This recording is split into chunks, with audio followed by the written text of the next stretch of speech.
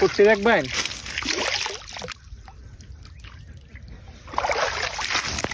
দেন up দেন এই দেন।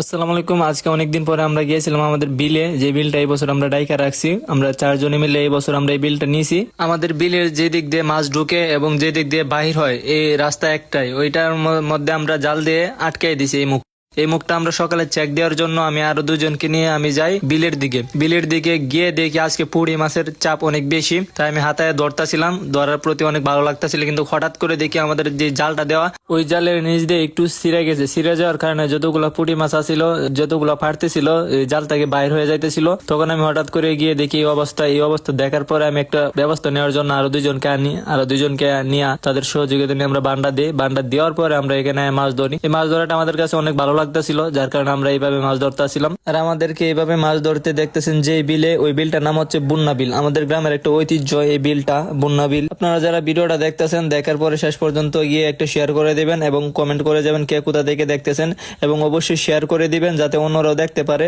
এই ভিডিওটা।